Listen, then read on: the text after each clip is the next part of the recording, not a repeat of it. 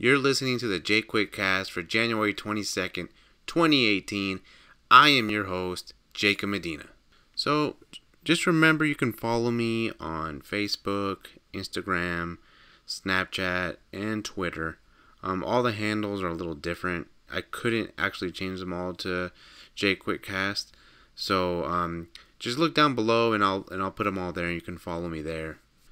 So today is actually the 25th anniversary of Monday Night Raw. And if you're not familiar with what that is, it is a pro wrestling show that's been on TV for 25 years on Monday nights. And I've been a wrestling fan since I was probably 13 years old. So I've been watching it for almost 20 years. And honestly, the WWE product, it has honestly become very, at least in my opinion, very stale. And I can honestly say I haven't watched Raw in probably close to 6 months. I used to watch it every Monday. I still record it, but I just don't watch it. I used to watch it every single Monday, all the time, because it was awesome. But up until like maybe 2, 3 years ago, it's like they just gave up trying to be creative, and whoever's writing the stories and booking the matches and stuff, it's like the same stuff every single Monday. The same people doing wrestling the same matches with the same outcomes every Monday with the same champions. Nothing ever different. Brock Lesnar's been the champion for I couldn't even tell you how long. It's either been Brock Lesnar or Roman Reigns or The Miz. And it just feels like it's like never end. There's so much talent on the roster, and they're signing some of the hottest people in the business right now, which are going to have the same fate of just wrestling these lackluster matches with not really any story behind them. And then, even if you really follow them, like on social media and stuff, you'll see other people post pictures of themselves in the crowd, and half the arena is empty, and it's a shame. I went to WrestleMania back when it was here in Dallas, WrestleMania 32, and it was an awesome experience. And that was honestly one of the last times I remember it being actually like enjoyable to watch. Lately it's just been so bland and nothing's really going on. They're giving certain people the belts and stuff, and they can't even wrestle. Like Enzo, he's the cruiserweight champion, and today it comes out that he allegedly raped somebody. Now I don't want to dive too into that because I don't know the truth, but it's just crazy that he's a champion when if you looked at the talent, the cruiserweight talent, there's so many people that can actually wrestle and he can't. The only reason he has the belt is because he can talk on the mic really well. But that shouldn't be a deciding factor of why you should have the belt, in my opinion.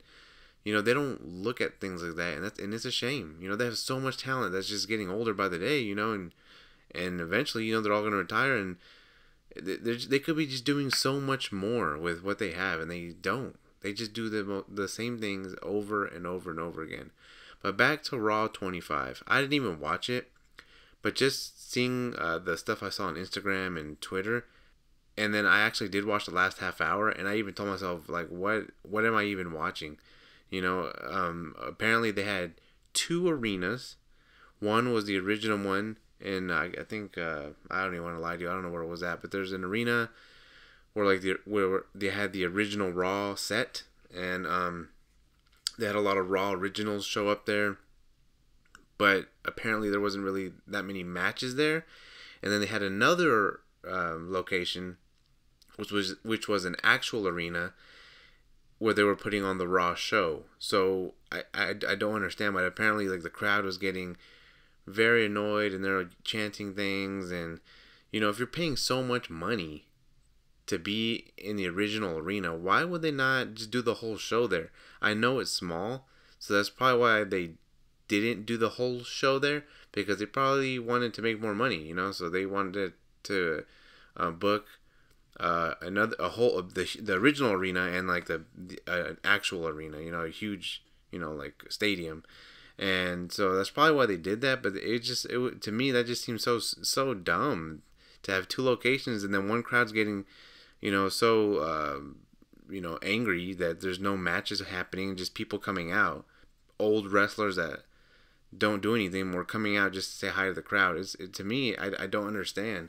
And then, from what I started watching, it was towards the end of the show, and Triple H comes out with Shawn Michaels, and they call out DX, so Road Dogg, X-Pac, Billy Gunn, they all come out, and then all of a sudden, well, they come out, and then they're saying, oh, we couldn't have this Raw without this guy, and they point, and then Scott Hall comes out, with his music, but as soon as he takes like 3 steps, it goes to commercial, and you come back, and he's already in the ring, and he grabs the microphone, and all he says is, you can't have a Raw without the bad guy. And then the Balor Club's music hits, and they come out for a match. It was so awkward, so bad. I don't even know what was happening. And then they come out, to have a match, but then they're having a match with the Revival, so the Revival comes out, and the match is only 2 minutes, and then of course the entire DX hits all their finishing moves on the Revival after the match, etc., etc. It's so like, I don't even know what to say. It's almost like they have a formula, and that's what they go by. They don't make changes to it, and they just do the same things over and over and over again every week. And that is why I feel like the product is very stale. And in my opinion, that's part of the reason I just don't watch it anymore. I still keep in the loop. I still read about it. I still like to know. And I still love watching wrestling. But it's just hard to watch Raw nowadays. And I don't know. If it's going to get any better, who knows? Maybe it's sad to say, but maybe when Vince McMahon dies, that's when it'll get better. And yeah, it's kind of sad, when you see pictures of people in the arena and it's half full, and it's like, man, back in the day, it was packed. They were selling out venues, and now it's like they have to scoot everybody on the camera side just to fill the arena. That's sad, when they have all this amazing talent. They could have so many good storylines going, but they don't. They have the same matches every single week. So yeah, I don't know. Hopefully they turn the corner, and hopefully they do something to save the product. So next I want to talk about a show that I discovered on Netflix, and it's called The Toys That Made Us. It was released on December 22nd, 2017, and it is a Netflix exclusive. And this is a 8-part documentary series. So every episode is a documentary about a different toy line that really revolutionized the toys that we have today. So the first 4 episodes that were released, the first one was Star Wars, the Star Wars toy line, which was huge. Everybody knows that. And then He-Man, Masters of the Universe, which really stood out to me. And then Barbie, which is also definitely iconic. And of course, G.I. Joe, which is G.I. Joe. But the one I want to talk about is the He-Man, Masters of the Universe, because I definitely remember watching the cartoon back in the day, and I definitely do remember having some of the toys for sure. And then I do have the Blu-ray of the movie, the Dolph Lundgren movie. But after watching this episode, it really made me appreciate like the designs of all the characters in the cartoon, and like all the toys that came out. They look really cool, and even to try to collect now, it'd probably be really expensive. But what I did start to collect was, y'all know that I'm really big into Funko Pops, and Funko has started to release some of them slowly. So recently I did acquire some of them, and I off of eBay and stuff like that, because I've been to Target and the mall and stuff, and they have pops. They have a bunch of pops, but they don't have those in store. So I had to look on eBay and find them, but I pretty much bought them for retail. But there's still a bunch that I don't have, so I'm definitely gonna keep a lookout for those. But back to this show, it's really cool. Every episode is about an hour or so long, depending. And just talking about Star Wars and He-Man and Barbie and G.I. Joe, they really go in depth on what went behind the process of what the process was of how these toys came to be, and who started it, and the controversies, and why some of the toy lines ended, and Barbie, how it struggled, later on in its life, and it's really, really well done. I can't recommend this show enough. There are 4 more episodes that are planned, and I believe they are filming one right now. But you could follow them on Twitter to see like some of the behind the scenes kind of stuff. But I know for sure, just looking at their Twitter, that the next 4 episodes are going to be about Lego, Transformers, Hello Kitty, and Star Trek, which I'm really excited to watch the Transformers ones, because I'm sure that one's going to be amazing. So I can't wait to watch those 4 episodes. And again, this is a Netflix exclusive, so if you have Netflix, I definitely recommend you check this out. You won't be disappointed. They go really in depth on these documentaries, so I absolutely loved it. And definitely, if you have the time and you care, check it out.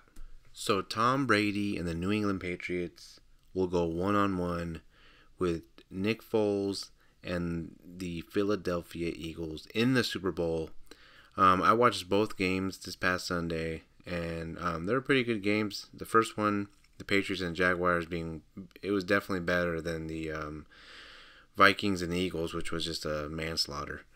But the first game, after watching it, I will say that in my opinion, I felt like there was some calls that were very, very questionable that were in favor of the Patriots, who didn't get one. I think they only got one penalty, or if not, either one penalty or not any penalties at all.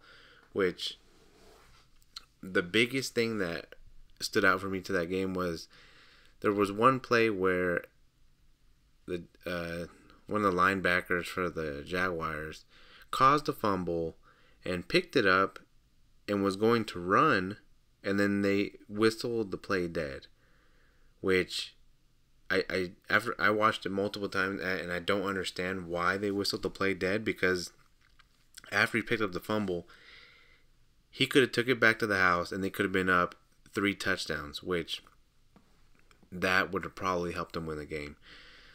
So I watched it multiple times, and there was no reason to call the play dead. The guy he tackled that fumbled clearly lost the football before he hit the ground. Okay, so the ball came out, and then the Jaguars player picked up the ball and was about to run, and then they blew the whistle to call the play dead, which I don't understand, And then there's a few other things, like a referee. I saw like a picture, a referee, celebrating after a touchdown with the Patriots, which that was just bizarre. And then everybody's talking about Tom Brady and his hand, because his throwing hand, he had like a black piece of tape on it, and apparently he had like 12 stitches in his hand, which is crazy, 12 stitches. And somehow, some way, because he's the greatest of all time, they were down 2 touchdowns.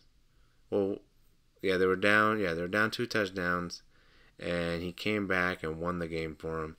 And I mean, it is what it is. I can't do anything about it. They're in the Super Bowl. But I just hope that the Eagles, who have a great, great, great defense, and Nick Foles, who's looking really good, he looked really good in that game against the Vikings. They blew him out 38-7. I just really hope they bring their A game, and I'm actually rooting for the Eagles. I will never, ever, ever root for the Patriots as long as Tom Brady's on there.